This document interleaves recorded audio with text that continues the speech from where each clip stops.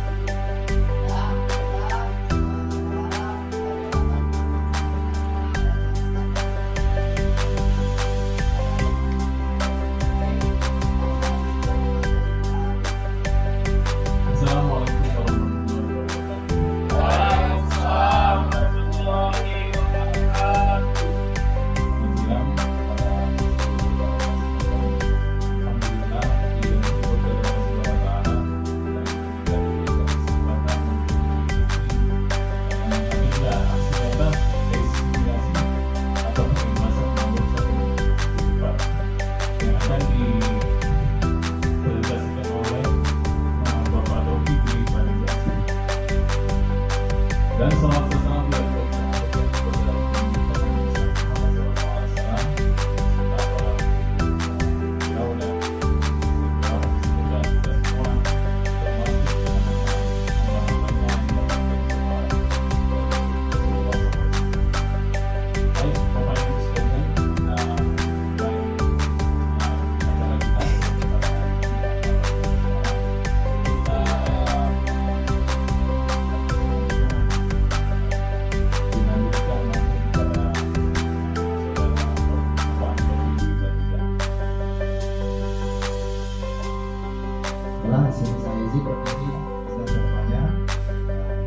Assalamualaikum warahmatullahi wabarakatuh.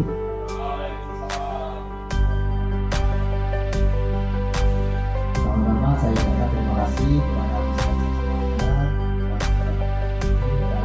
masa modul 1.4 yaitu budaya politik.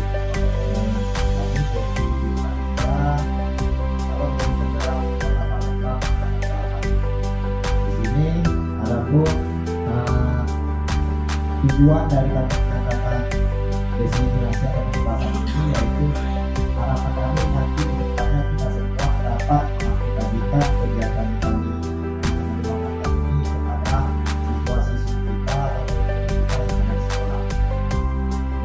Kegiatan kita yang akan kami presentasikan ini sudah kita lakukan selama ini, tetapi memang tidak kita belum paham apa sih yang kita lakukan itu karena tidak kita lakukan dari awal.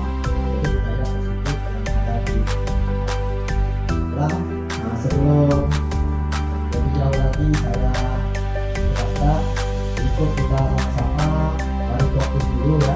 Sini ada mari fokus, nanti kita akan menonton sebuah video tentang apa itu budaya positif ya. Sebelum kita masuk ke materinya, saya ini ada sebuah yel-yel. Nanti kalau saya bilang siapa kita, jawabnya gurunya murid Pancasila. Kayak itu ya. Siapa kita? Gurunya murid Pancasila. Bisa semuanya? Saya. Oke, baiklah.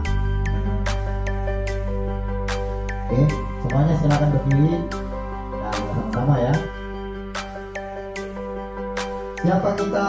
Gurunya murid Pancasila.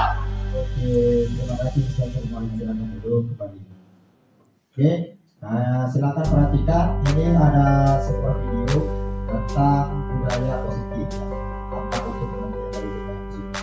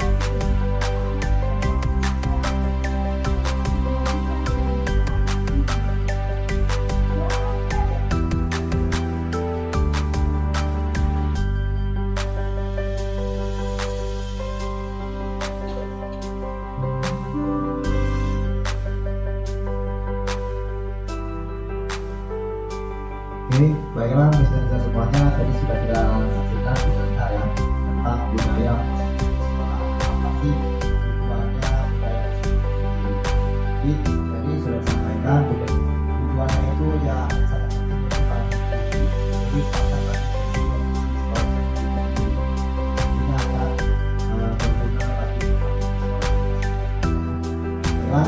sekarang kita lanjutkan ke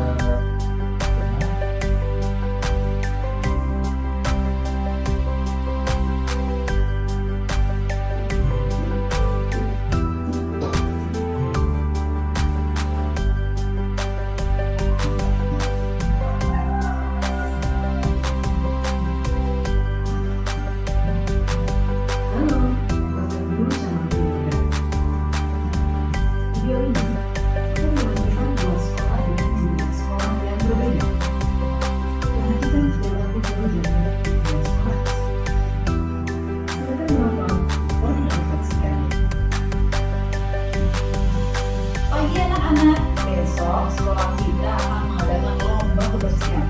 Harus jadi juaranya ya. Besok kalian harus membawa semua alat kebersihan. Paham anak-anak? Aku dulu yang punya. Aku yang pakai dong berarti. Aku kan mau pakai sepeda ujian di guru.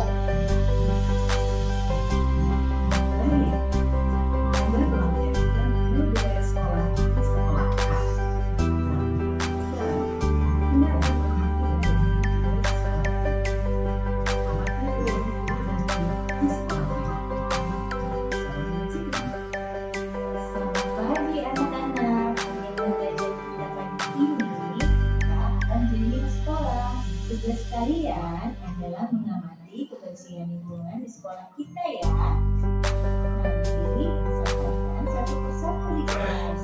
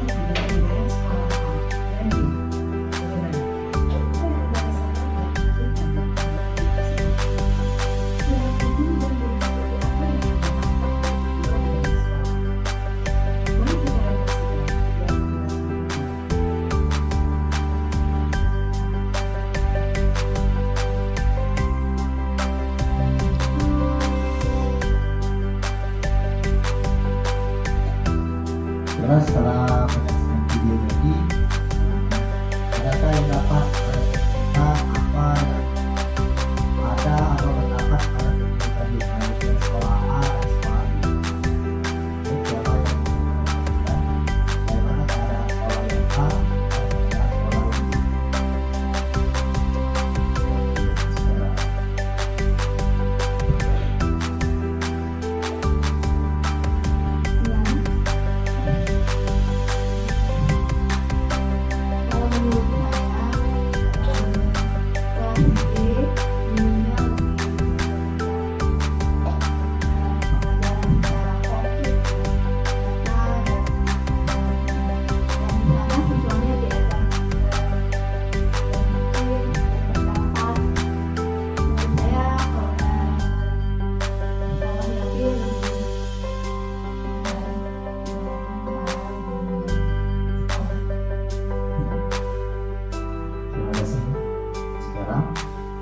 Ada lagi yang mau merefleksikan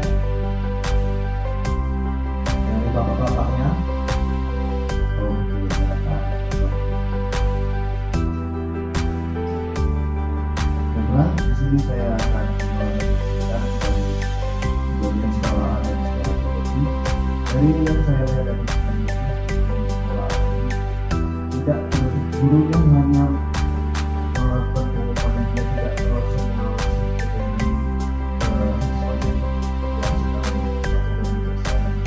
baju beserta gigi tadi menjadi ribut dengan alat untuk kebersihan.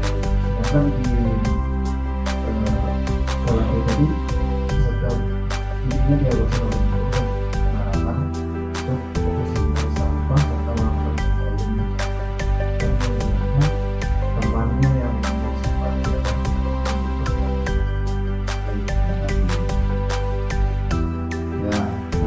jadi dari refleksi Vera dan juga Sosoni tadi sudah kita lihat bersama semuanya jawabannya itu sangat tepat ya. Jadi di sekolah yang A itu guru hanya membiarkan anak didiknya hanya memberikan jadwal pikir gitu ya, tapi tidak mengarahkan anak-anaknya dan tidak mengkontrol anak-anaknya dalam melakukan atau di sekolah B tadi anak-anaknya diizinkan untuk berpikir dan mengarang apa saja yang harus mereka lakukan apabila terjadi di sekolah itu keadaannya kotor. Jadi itulah mungkin fungsi dari seorang guru ya, juga fungsi seorang guru, bukan hanya memberikan aturan A setelah itu ditinggalkan, bukan, tapi guru itu harus membimbing dan mengayomi anak-anak didiknya. Ya, baiklah, sekarang kita lanjutkan.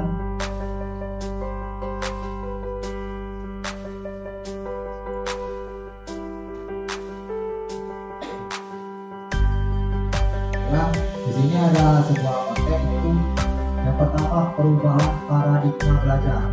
Jadi kita memerlukan perubahan dalam paradigma belajar ini, yaitu diterapkan oleh yang kedua yaitu perlunya disiplin positif. Kemudian 3 motivasi perilaku manusia. 4 kebutuhan dasar. Yang kelima keyakinan kelas. 6 posisi kontrol restitusi. Dan yang ke-7 restitusi. Ini adalah konten-konten yang akan kita bahas pada hari ini.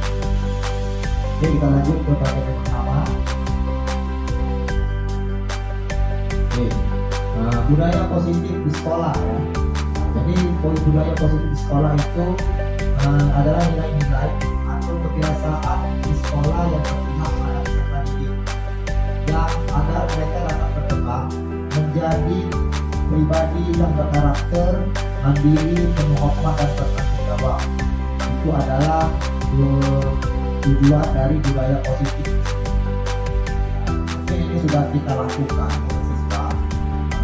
Apalagi sekolah kita ini pasti kita menerapkan budaya positif.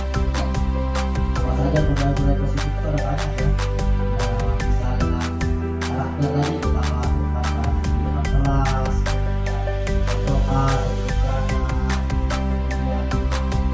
salam sapa, biasanya siswa untuk membuang sampah pada depannya. Itu adalah contoh-contoh dari budaya positif.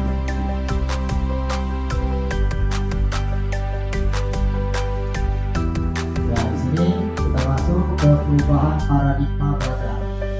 Kalau dulu paradigma belajar itu yang berpusat pada guru, itu yang kita terjadi selama ini, mungkin kita alami juga di masa sekolah kita sekarang. Kalau guru ada leadernya dan sekaligus motornya untuk pembelajaran. Sebenarnya guru tidak begitu kalau harus dilakukan seperti itu. Kedua, menuntut murid untuk bisa.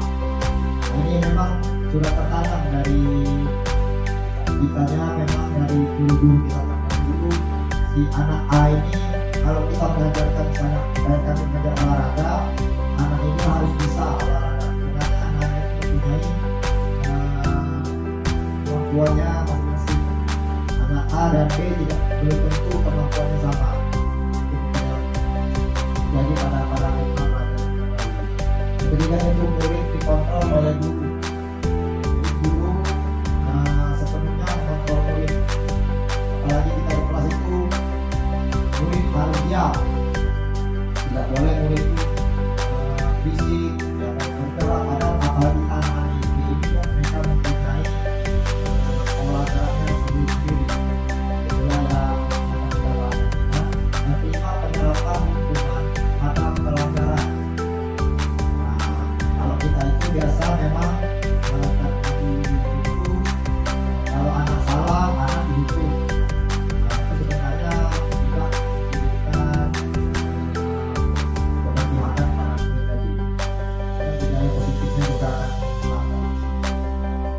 Kemudian yang keenam, pembelajaran monoton.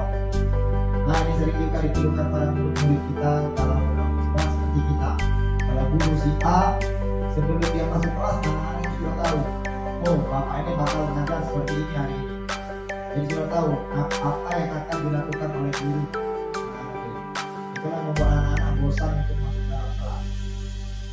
Kemudian yang ketujuh, berfokus pada penyelesaian materi. Nah, itu yang terjadi di kurikulum kita terdahulu, yaitu ada 8 bab harus selesai dalam 1 tahun. Nah, kita kejar-kejaran jadinya. Harus 8 bab itu semua anak harus menyelesaikan. Jadi kejar-kejaran materi sebenarnya. Kemudian 8 kurang memperhatikan kebutuhan murid. Jadi sebenarnya murid ini dia anaknya tipe motorik, sedangkan kita mengasih dia selalu visual. Itu kurang cocok ya untuk anak-anak. Untuk zaman sekarang, yang sekarang kita harus berubah paradigma pada kita, yaitu pertama harus berpusat pada murid. Jadi kita mengutamakan murid di atas mana ya. Jadi walaupun kita berpusat pada murid, tetapi kita tetap harus menjadi pengontrolnya. Jangan sampai kita mau setiap pada murid, apapun keinginan murid kita lakukan semuanya juga. Karena belum tentu semua ini diinginkan murid itu semuanya positif. Kemudian yang kedua, menuntut murid mencapai tujuan belajar.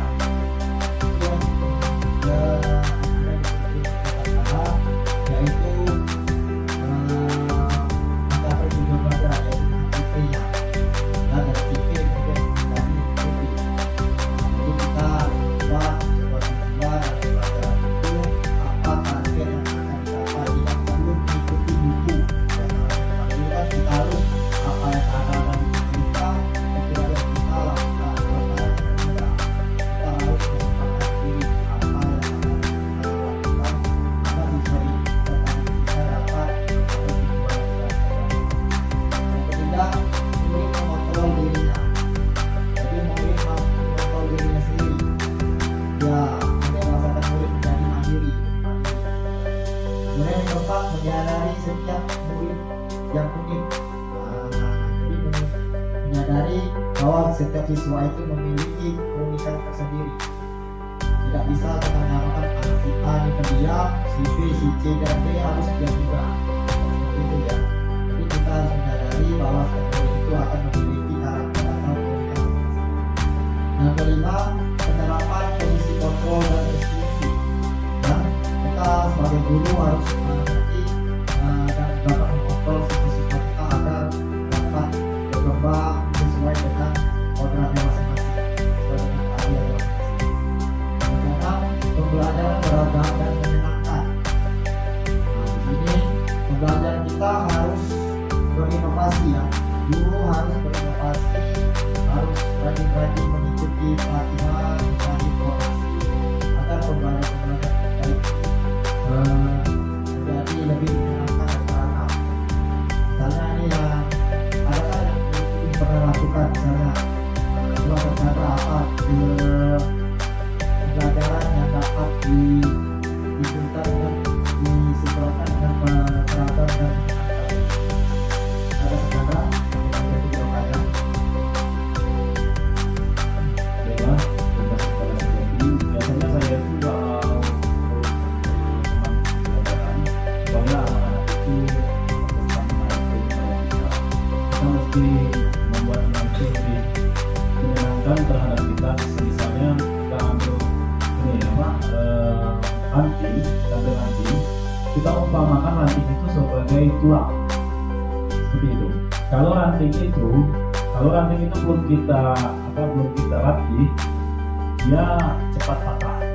Sedangkan kalau ranting itu sudah kita latih seperti sapu, dia semakin lama kita latih, semakin tidak mungkin patah.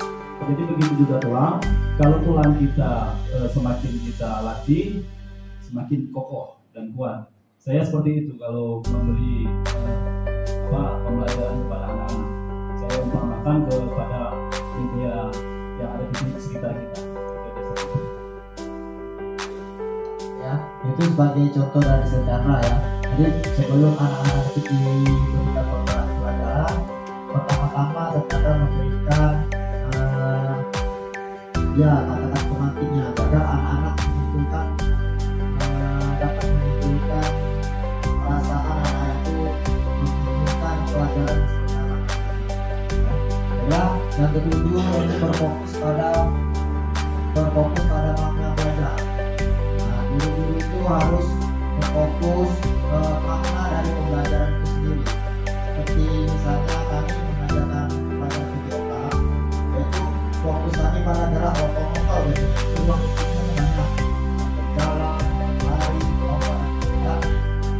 Kita harus membuat titik fokus apa tujuan dari pembelajaran kita itu, agar kalau kita mau menyelesaikan semuanya tadi, apa saja gerakan-gerakan lokomotor itu waktunya tidak akan cukup. Makanya kita harus berfokus pada makna belajarnya. Gerak lokomotor berarti kita target kita adalah anak-anak itu mampu dan mau melakukan atau bisa melakukan gerakan dari namanya lokomotor sama jalan, lari, itu kita fokus pada makna dari yang kedelapan yang paling penting adalah berpihak pada murid. Kalau tadi berpusat pada murid, adalah berpihak pada murid. Jadi kita harus akomodir apa saja kebutuhan dari setiap anak, dari pendidikannya, kemudian dari tingkat kemampuannya itu dapat kita harus dapat mengontrolnya. Walaupun misalnya di pembelajaran sekarang yaitu adanya dapatnya kita melihat berpihak pada murid tadi dengan melakukan diagnostik terlebih dahulu agar kita dapat memetakan anak-anak yang keadaannya kurang, sedang, dan kemampuannya tinggi. Sudah kita memetakan, jadi kita bisa membuat pola pembelajaran yang dapat jadi anak yang kurang tidak mungkin kita berikan dia materi yang sangat tinggi, misalnya dapat menyebutkan itu dimana itu akan kita berikan fokus di dalam dan perhatikan.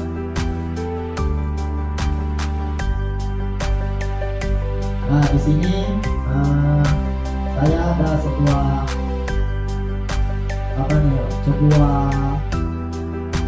pernyataan ya. Anda dan teman Anda ada soal. Anda dan teman Anda akan melakukan kegiatan. Cobalah buka. Anda adalah A. Tugas Anda adalah mengembangkan salah satu tangan Anda. Coba Anda bayangkan bahwa Anda menyimpan sesuatu yang sangat berharga dalam kepala Anda. Perlu menjaga benda tersebut sekuat tenaga agar karena begitu pentingnya untuk kehidupan Anda. Tugas yang B atau rekan Anda itu adalah mencoba dengan segala cara untuk membuka kepala teman Anda yang B. Boleh membujuk, menghadik, mengintimidasi, memarahi, menggoda, mengkritik, bahkan menawari Anda uang agar Anda bersedia membuka kepala. Cobalah lakukan kegiatan tersebut ya.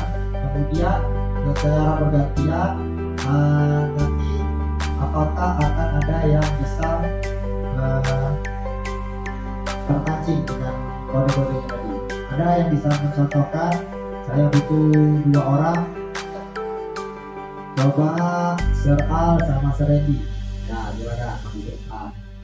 Ini dari bapaknya ya. Dan dari ibu-ibunya saya minta siapa nih? Ya, Miss Rizka ada betul-betul. Miss Rizka sama Miss Weni. Oke. Ya, saling berhadapan.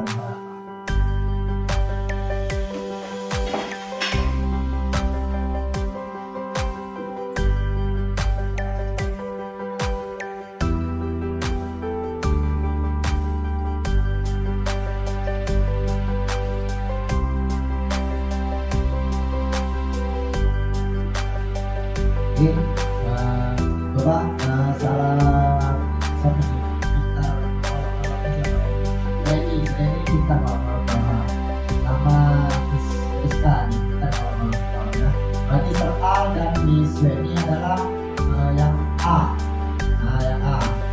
menghafalkan salah satu mana. Nah, pakai satu metode. Oke. Nah, sekarang kita kasih waktu 30 detik. Bagaimana caranya Sereti dan Miss Siska, mau caranya gimana pun terserah, sehingga dapat membuka kepala tangan dari Al dan Sereti. Oke, kita akan berikan waktu 30 detik dari sekarang. Ya, boleh Pak.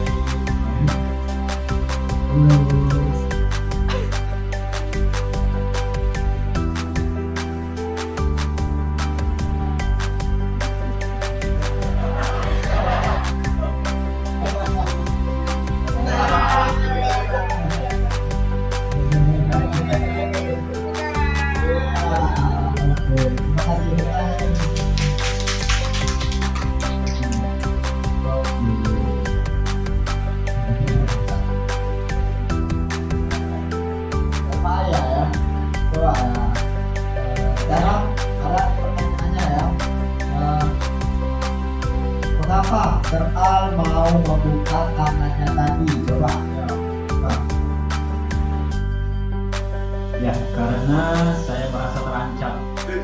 Ya, karena takut dan terpaksa harus membuka kepala tangan saya. Seperti itu. Baiklah, tadi karena Al yang merasa terancam, jadi dia mau tak mau harus buka kepala tangannya tadi ya. Bagi melepaskan sesuatu yang sangat berharga di tangan tadi ya. Karena ada sesuatu yang membahayakan, terancam tadi ya. Jadi coba apa yang akan dilakukan dari sini soal triknya, kenapa Al itu bisa membuka kepala tangannya. Lebih mudah. Jadi tadi saya menggunakan trik dengan jurus untuk menggoda dengan cara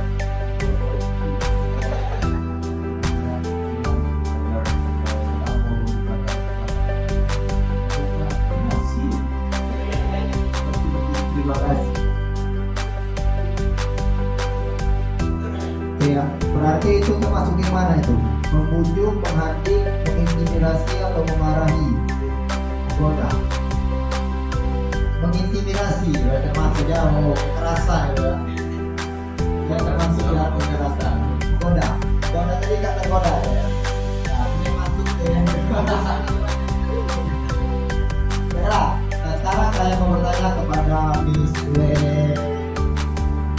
Miss Weni dulu, kenapa tadi pertanyaannya?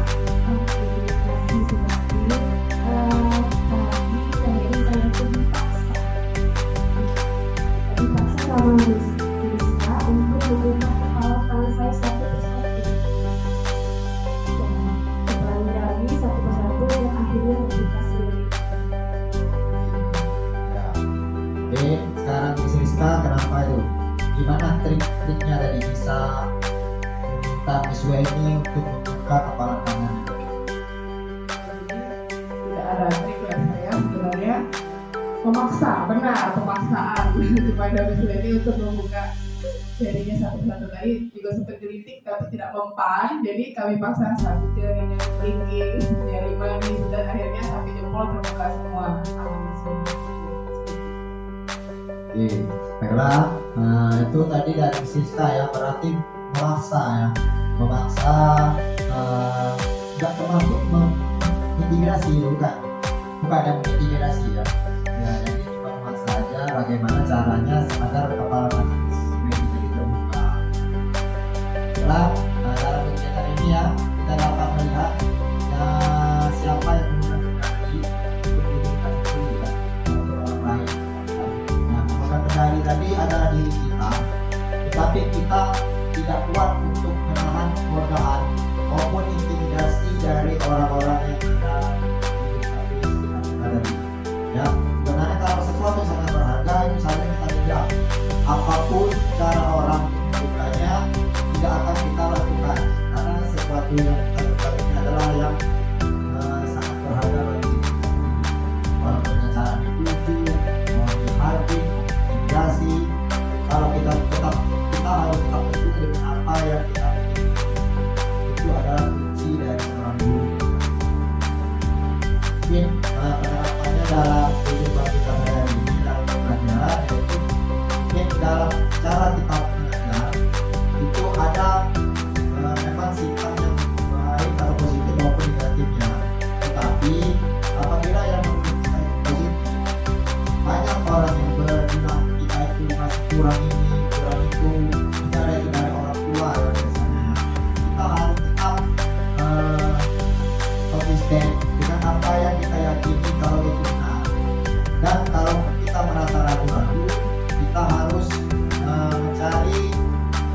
menabung sesuatu atau rekan sejawat dan tidaknya untuk membagikan apa saja yang kita hadapi sehingga kita dapat mendapatkan sebuah solusi.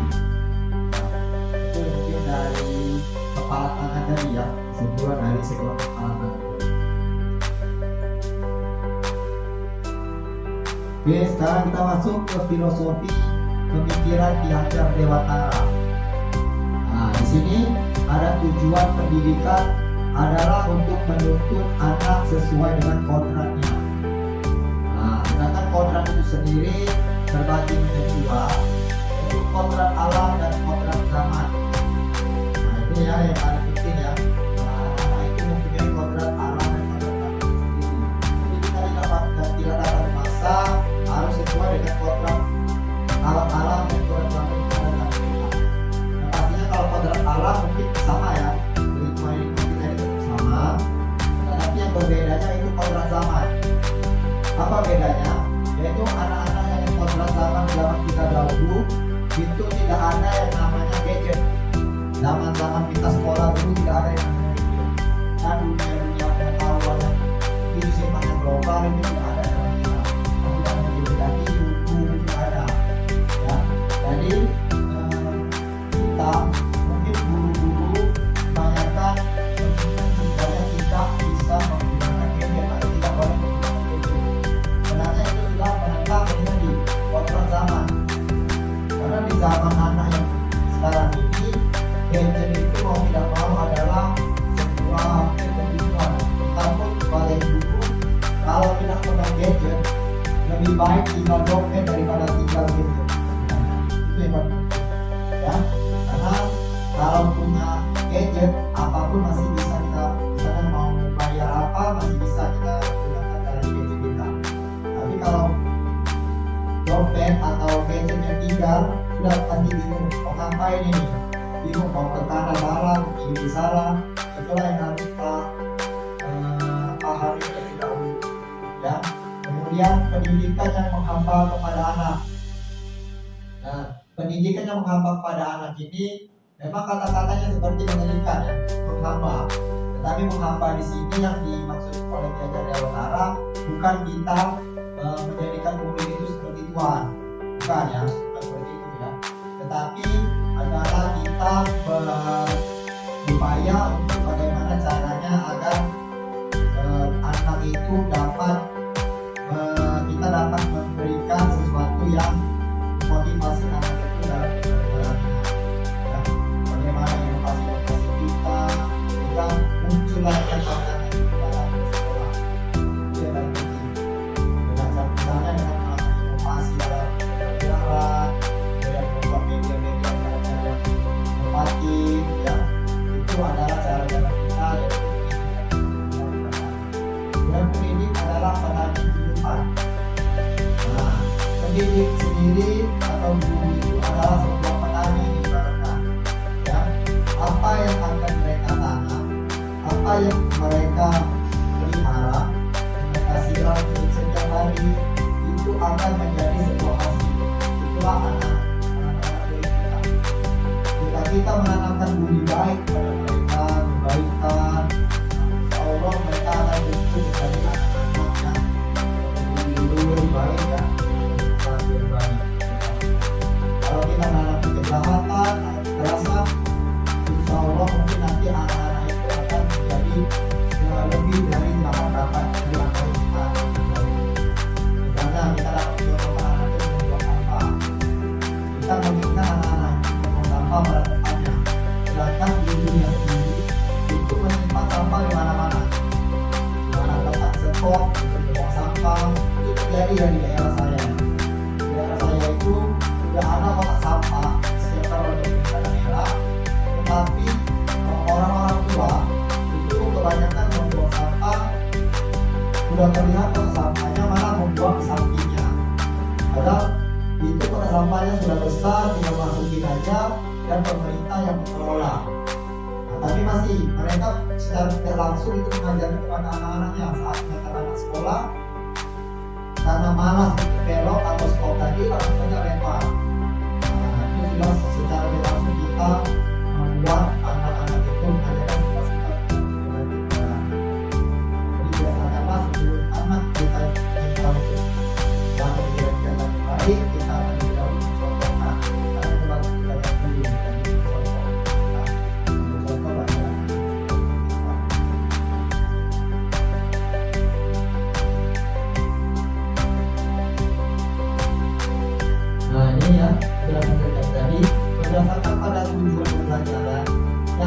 ditambah pada siswa yang disesuaikan dengan kontrak atau kebutuhan masing-masing. Maka pemegang kontrol atas kepala satu kita adalah kita sendiri. Jangan sampai kita dikontrol oleh orang lain. Nah, itu semua bergantung pada diri kita masing-masing dan sesuai dengan kebutuhan dasar kita. Ya, itulah dari permainan kepala tangan tadi. Ya.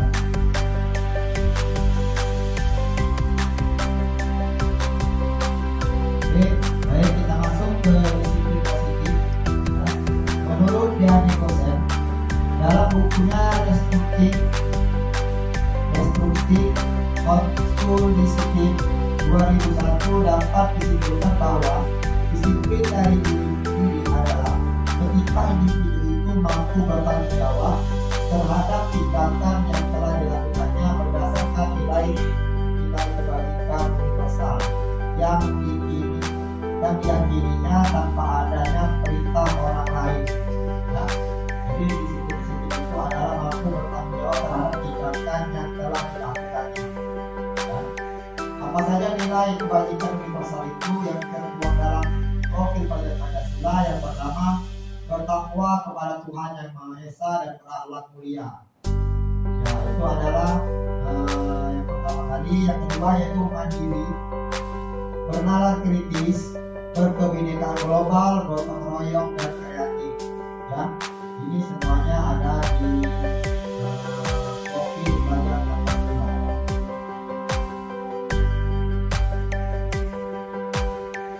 Ya, berikut ini teori motivasi perilaku manusia.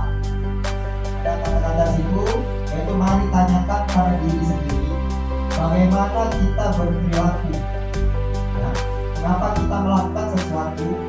Apakah kita melakukannya karena dorongan dari lingkungan atau ada alasan luar yang lain? Nah, ini yang ada beberapa pertanyaan ya. Dari teori motivasi dari apa-apa saja yang akan dapat kita rasakan. Berikutnya adalah menghindari ketidaknyamanan atau lingkungan.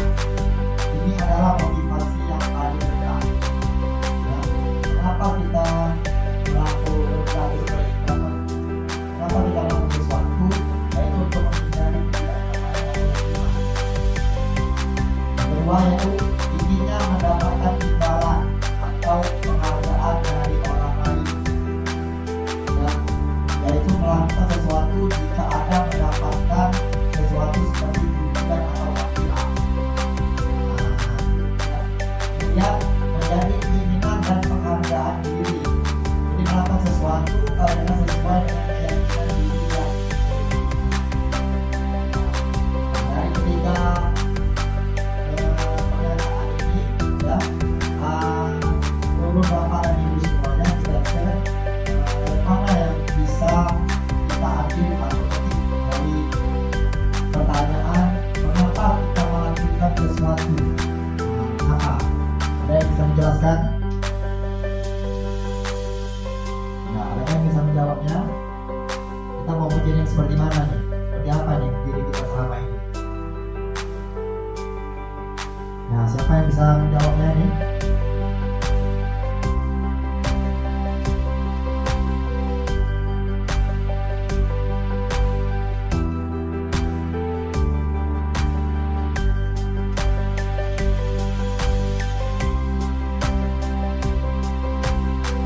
Ada? Ayo, kenapa? Siapa? Ayo katakannya. Siapa yang bisa menjelaskan bahwa seperti apa kita selama ini? Apakah ketika kita bekerja itu datang tepat waktu karena takdirnya hukuman? Ataukah kita disiplin itu datang tepat waktu ingin mendapatkan penghargaan dari orang lain? Ataukah memang menjadi keinginan dari penghargaan diri sendiri? Kayak seorang bisa jelaskan. Misalnya kita ambil contoh aja itu datang tepat waktu ya, datang tidur pagi atau kuliah kelas. Ada yang bisa jelaskan? Nah, masih gimana ini? Jadi, nah,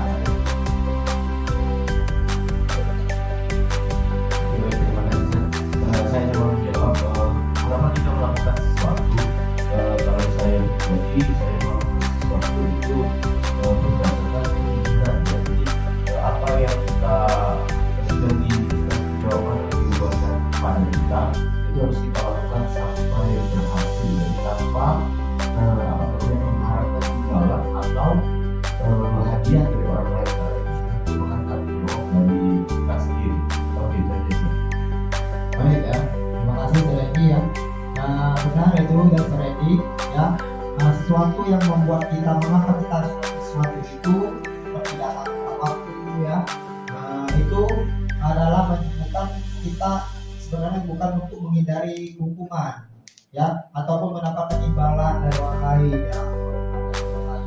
Sebenarnya yang harus kita tanamkan itu adalah karena keinginan dari diri sendiri dan menjadi penghargaan bagi diri sendiri. Karena kita sudah memilih untuk menjadi seorang guru dan bekerja di Presiden Bapak Mandiri ini, maka dari itu kita harus sesuai dengan aturan yang ada di sini ya. Itu dan datangnya tepat waktu ya. Kemudian melakukan kebiasaan baik kepada anak-anak. Nah, itu mungkin yang harus kita tanamkan pada diri kita sendiri.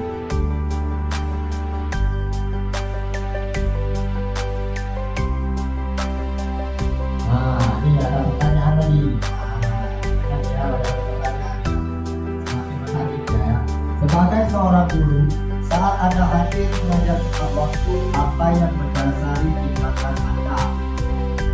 Yang pertama, tidak ingin ikut sekolah. Yang kedua, tidak ikut kepala sekolah.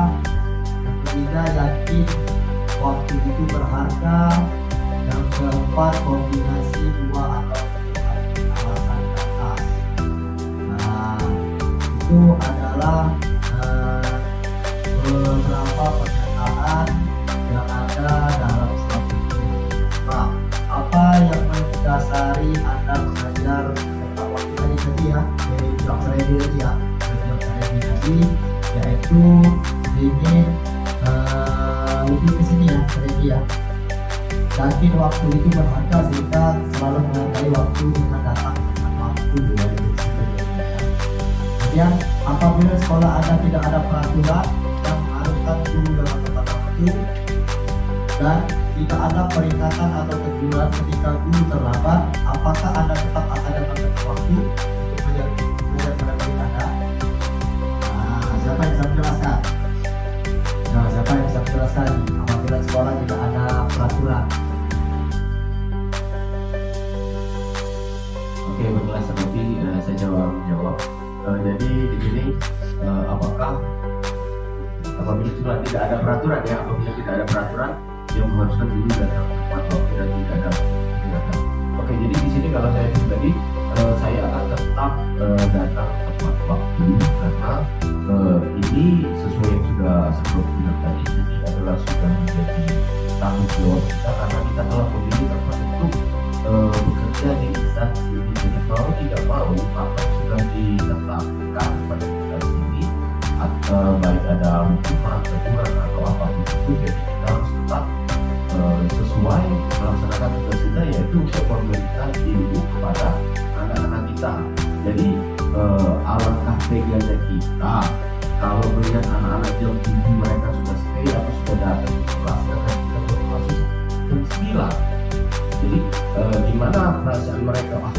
Bapaknya masuk jam 9, kita datang jam 7, gimana ya? Jadi mau tidak mau kita harus mengimbangi, karena kalau bisa kita lebih dari mereka, kita datang jam 7 kita siap, ketika waktunya mulai kita sudah berada di kelas, anak-anak itu sudah lengkap. Jadi secara otomatis kita harus siap untuk dan sama-sama belajar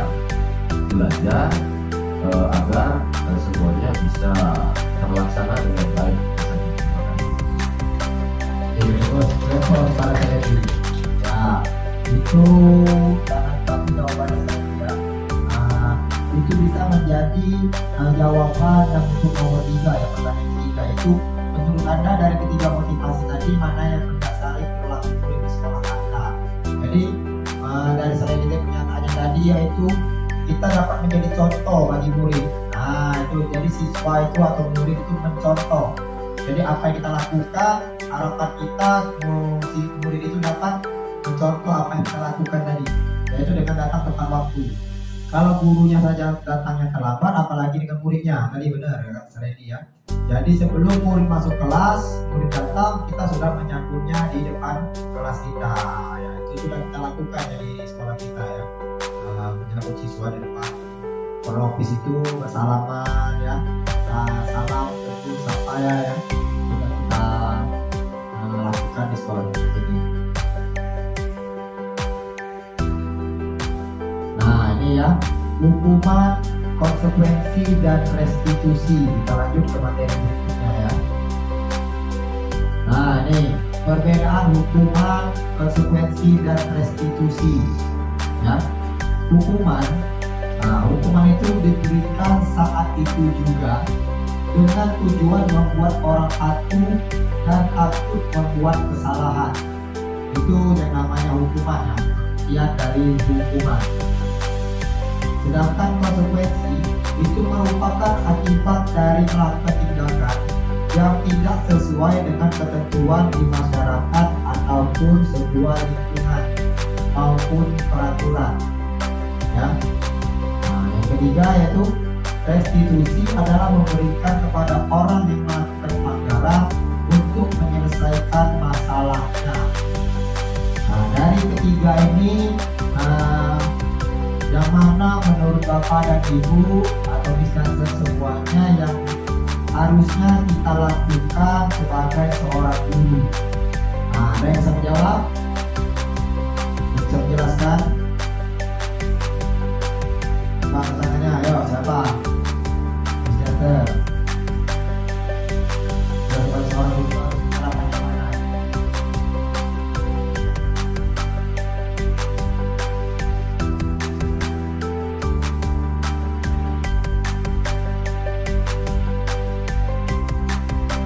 Dan bisa jawab? Belum menjelaskan kepada teman-temannya.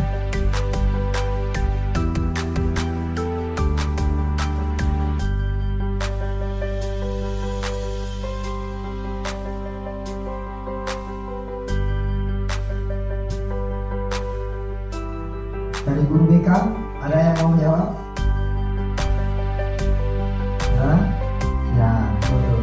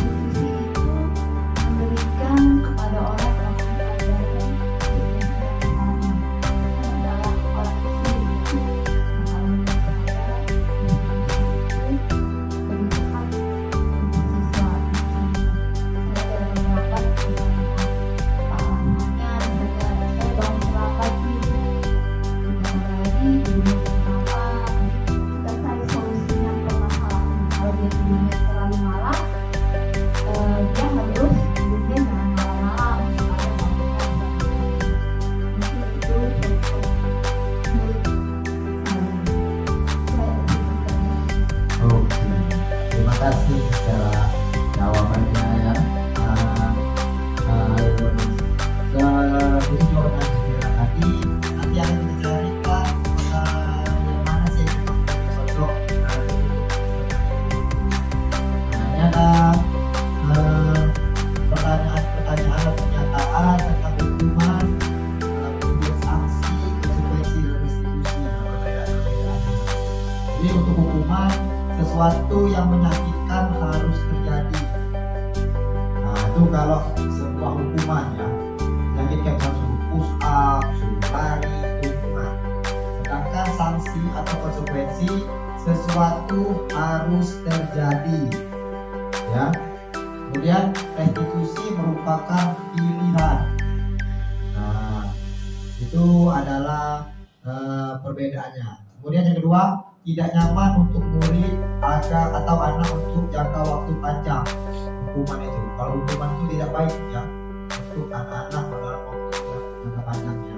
Sedangkan sanksi atau konsekuensi tidak nyaman untuk murid atau anak untuk jangka waktu pendek. Ya, misalnya kita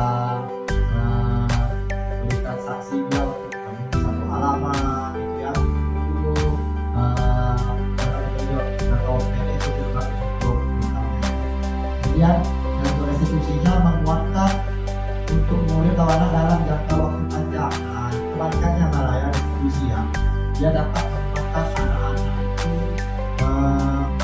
sehingga dia di kedepannya dapat mencari penyelesaian dari permasalahan.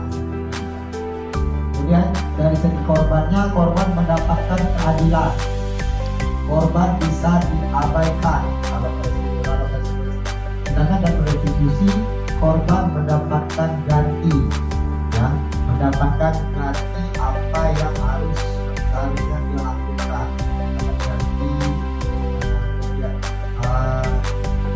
ganti apa sih atau solusinya, ya, solusi dari yang akan dia lakukan, ya. Jadi menurut kami di sini yang paling cocok untuk serta diri kita atau menurut itu yang dilakukan adalah restitusi. Kalau hukuman itu sangat tidak bagus, ya, karena sudah kita alami di zaman kita belajar sekolah dulu itu pun terbawa-bawa sampai kita mengajar sekarang. Dulu Pak juga sering bilang lupa ini yang berlari sendiri. Ya sekarang waktu kita mengajar juga terbawa. Jadi menurut murid kalau salah hukumannya kamu lari ya 10 keliling. Itu ya. Kita untuk jangka panjang tadi, ya, waktu jangka panjangnya tidak bagus. Kalau restitusi dia lebih melakukan pendekatan kepada murid dan mencari solusi bersama. Ya, itu tapi restitusi lebih tepat untuk peserta didik kita. Uji pemahaman. Ya. Pernahkah mendengar kata dihukum oleh penghargaan? Ya, mendapat hukuman karena sebuah penghargaan. Apa maksudnya?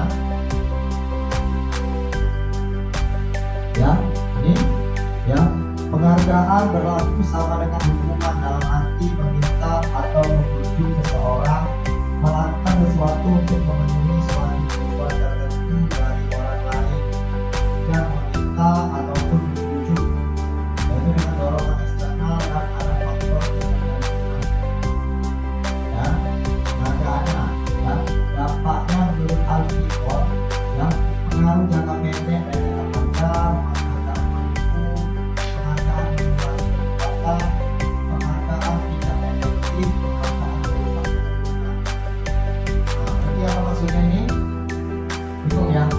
Penghargaan itu seperti yang pernah kita terapkan di kelas 13. Penghargaan kita memberikan reward kepada seorang siswa, misalnya dengan sebuah medali. Itu untuk anak yang kita beri itu akan sangat bagus untuk dia, senang dia. Tetapi tidak belum tentu untuk teman-temannya yang lain. Itu, ya, teman-teman yang lain malah merasa terpikirkan. Kenapa saya tidak dapat, dia mendapatkan sesuatu, berarti ada yang salah dengan saya, seperti itu, ya. Karena belum tentu anak-anak yang tidak mendapatkan itu tadi, belum tentu dia lebih lebih kurang dari anak yang mendapatkan tadi. Bisa jadi kalau dari kita prestasi belajar, ya, mendapatkan ranking itu, ya, penghargaan siswa terbaik gitu, ya, belum tentu kita lebih jelek dari teman kita tadi, tentu, ya. Adapun itu bisa membuat jadi penghargaan bisa menjadi sebuah hukuman bagi anak, ya. Sedikit penjelasan tentang penghargaan dapat menjadi hukuman, ya. Jadi hati-hati kalau zaman sekarang ini dalam memberikan sebuah penghargaan kepada itu yang terapkan pada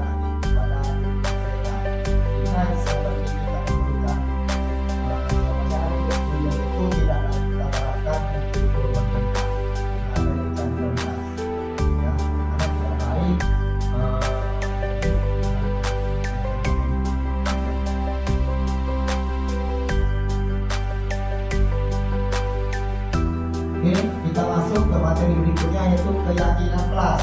Jadi kita terapkan. Mengapa harus keyakinan kelas? Mengapa bukan peraturan saja? Ya. Mengapa kita harus menggunakan dalam satu cara? Atau mengapa kita harus memakai masker ketika COVID? Apa yang kalian bisa jelaskan? Mengapa harus keyakinan kelas? Mengapa bukan peraturan saja yang kita terapkan?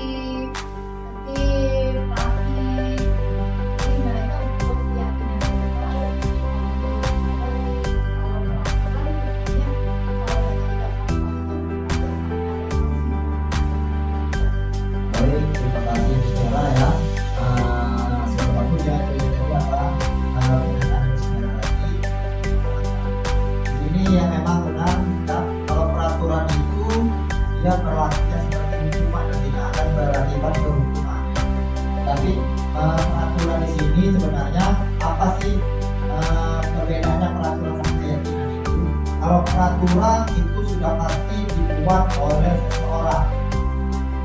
Satu orang yang membuat sebuah peraturan, biasanya itu kalau kita buat kelas, dia membuat sebuah aturan di rumah, dirancangnya aturan yang detail di kelas, dan dibilang kepada anak-anak ini adalah peraturan di kelas kita. Jadi mau tidak mau anak-anak harus mengikutinya. Nah, mematuhi peraturan itu. Sedangkan kalau keyakinan kelas itu sendiri adalah sebuah aturan juga, tetapi yang dibuat secara bersama-sama. Itu berawal dari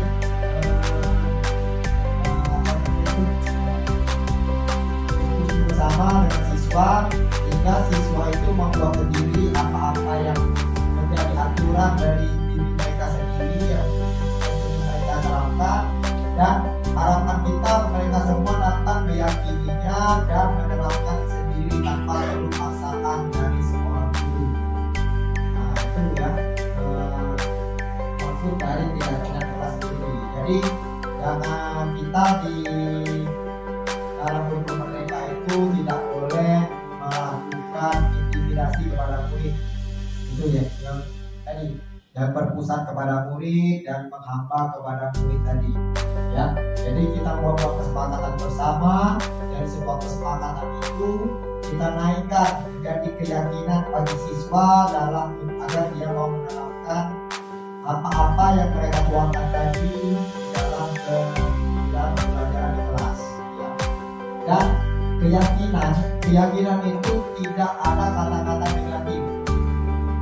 Itu kata kuncinya ya. Keyakinan itu tidak ada kata-kata negatif.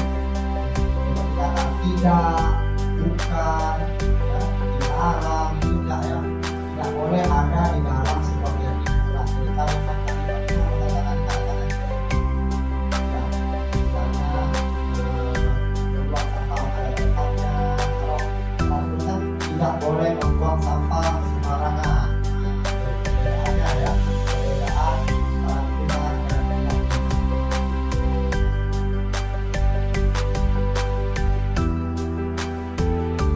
Nah ini ya keyakinan kelas.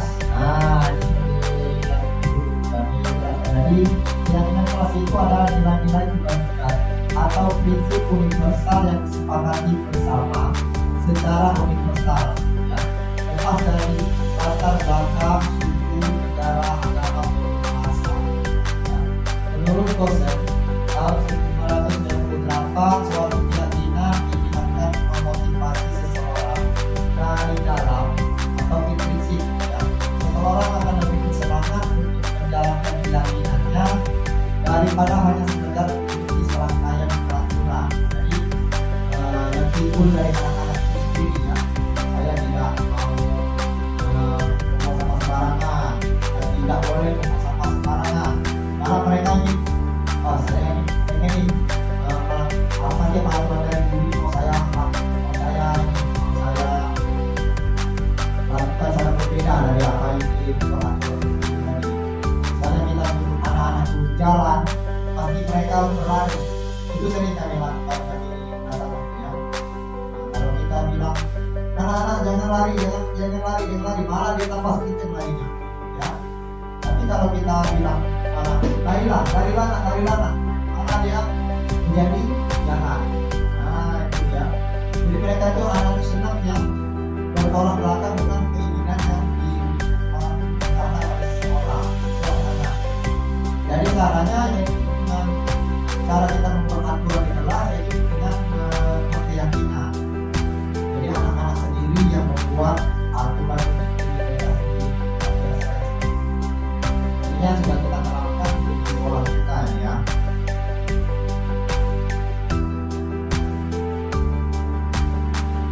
Nah ini ya, seperti kami katakan tadi, sebuah kesepakatan kelas itu kita olah, kemudian kita baru bisa menjadi sebuah keyakinan kelas ya. Jadi kalau kesepakatan masih ada kata-kata yang negatifnya biasanya ya, ada kata-kata tidak teks seperti itu ya. Kenapa kita ubah menjadi positif, kita menjadi sebuah keyakinan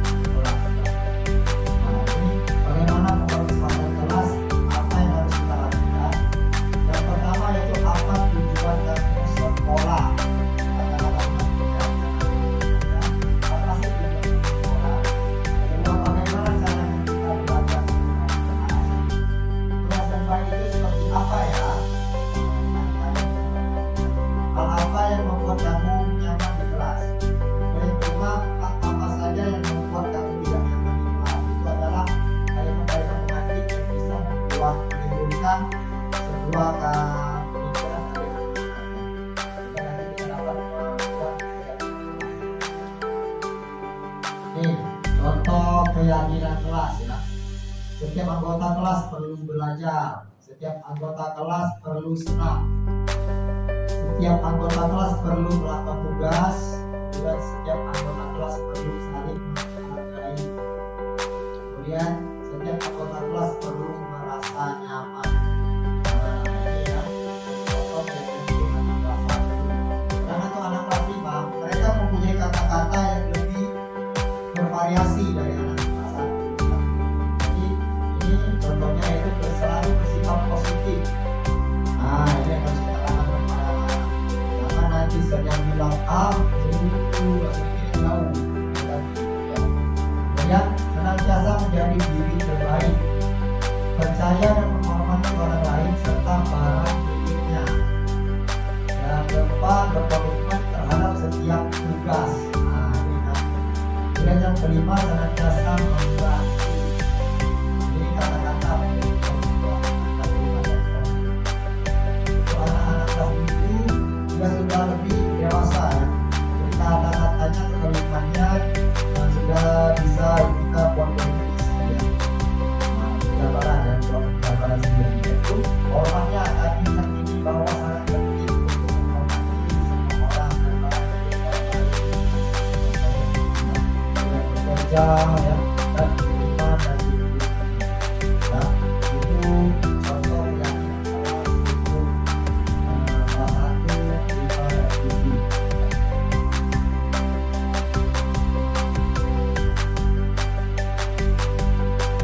Ya, ini metode pendalaman keyakinan melalui tampak seperti dan tidak tampak seperti ya. Nah, hormat tampak sepertinya yaitu datang tepat waktu ya. Tidak tampak sepertinya sering hadir terlambat. Nah, ini kalimat negatifnya ya. Jadi tidak tampak seperti itu dalam kalimat-kalimat atau kata-kata negatifnya. Kemudian menyapa teman atau dan guru setiap hari. Tidak tampak sepertinya tak acuh kepada teman dan guru. Kemudian mengembalikan barang teman yang telah dipinjam dan mengucapkan terima kasih. Kalimat tidak tampak sepertinya tidak mengembalikan barang yang telah dipinjam dan meletakkannya sembarangan. Ya. Ini dalam bekerja, tekun bekerja dan menyimak guru. Tidak mendengarkan guru dan aku tak acuh. Ya, itu adalah beberapa pengalaman keyakinan. Jadi itu harus kalimat-kalimat ini metode pendalaman keyakinan melalui tabel G ya, terlihat yaitu berempati terhadap perasaan orang lain, memegang barang milik orang lain hanya dengan izinnya, mendengarkan dengan sesama, senantiasa berbuat baik, berbagi. Nah, itu terlihatnya. Untuk yang terdengar, satu orang berbicara, yuk saya bantu, kita bisa selesaikan ini bersama. Terima, tolong ya, permisi, boleh saya pinjam, nanti akan segera saya kembalikan. Berlakunya yaitu tersenyum ramah, memberikan salam hormat dan berjabat tangan, meletakkan tangan di dada dan saling, kemudian memberikan ruang kerja, postur tubuh yang tenang. Ini metode pendalaman keyakinan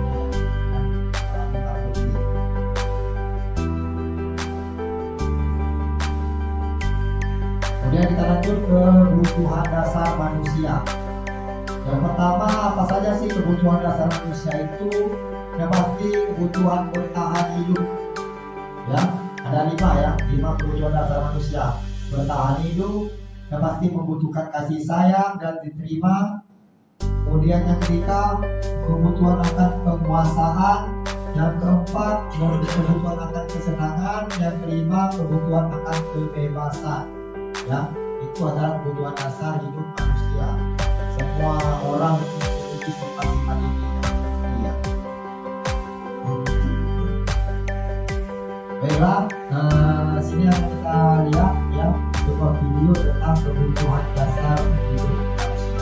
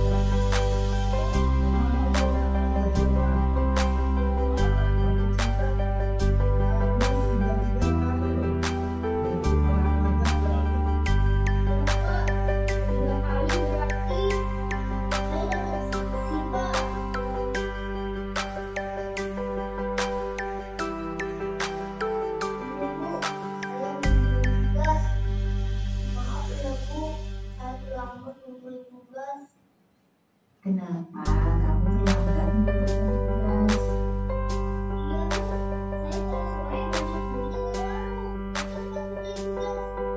Kira-kira nih, apa yang bisa kamu perbaiki supaya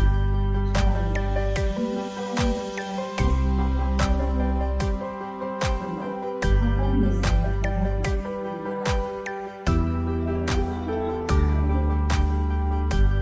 biasanya bagaimana kalau kamu buat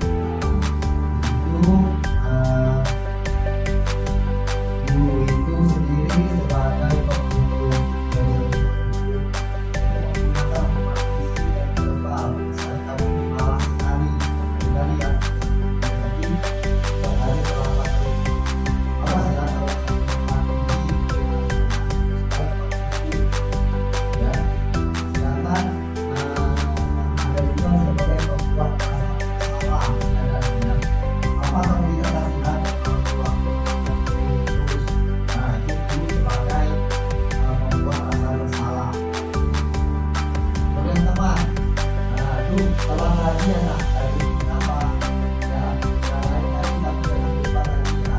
Nanti kalian bahwa anaknya ini mau belajar lagi karena tidak ada solusinya dari diri sendiri. Jadi ada juga tadi guru sebagai pemantau. Kamu tahu kan konsekuensi perbuatan ini? Sesuai kesepakatan kita, kamu jalani konsekuensinya. Itu adalah guru sebagai seorang pemantau. Dan ada juga guru sebagai seorang manajer. Ya, jika kamu tahu hal itu salah, bersediakah kamu memperbaikinya? Ya kayak itu ya. Nah, itu adalah restitusi yang harus kita lakukan ya, yaitu sebagai pemantau dan sebagai manajer. Itu kita apa tidak untuk mengenai diri masa depan. Ya, itu adalah 5 posisi kontrol seorang guru. Nah, yang ketiga restitusi. Suatu proses dialog yang dijalankan guru atau orang tua agar dapat menyelesaikan murid dan apa tujuannya ya. Tujuan dari ketiga restitusi.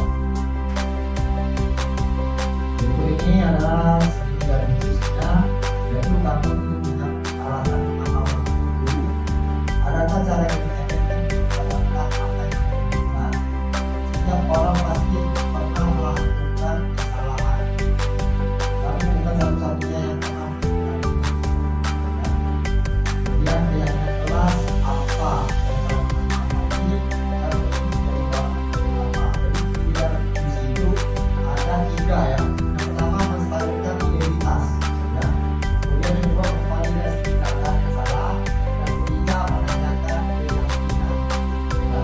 Itu jawaban pertanyaan pertama, pertanyaan kedua, dan pertanyaan yang ketiga. Ya. Jadi kita mengharapkan siswa itu dapat mencari solusi sendiri dengan apa permasalahan yang dihadapi, dapat mencari solusi sendiri. Itulah ya, itulah tadi beberapa materi yang kita akan sampaikan pada hari ini. Berikut adalah sebuah refleksi ya, ada 3 buah refleksi yang saya harapkan dapat Bapak Ibu atau Bisdanser semuanya berikan dalam penyampaian hari ini. Berikan ada 3 orang karena ada 3 buah pertanyaan. Perasaan saya setelah mengikuti destinasi atau perjalanan ini perasaannya. Kemudian yang kedua, setelah mengikuti materi destinasi atau perjalanan ini, saya jadi paham bahwa. Yang ketiga, yang akan saya lakukan setelah ini adalah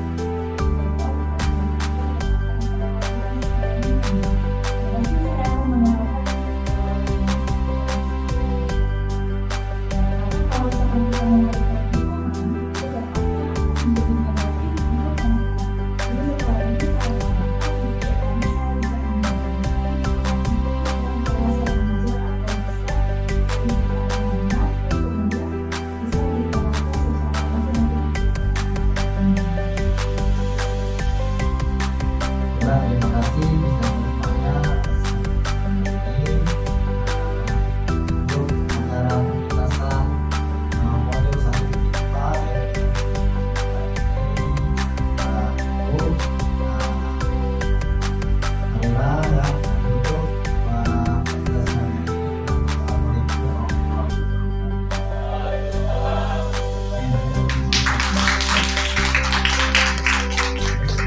wabarakatuh. Siapa kita? Muda Mudi Pancasila.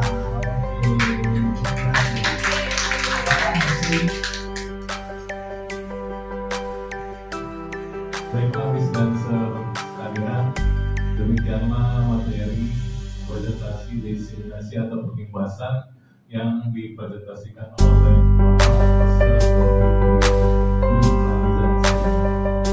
Semoga kita mendapatkan manfaat dari apa yang kita lakukan ini, dan saya sebagai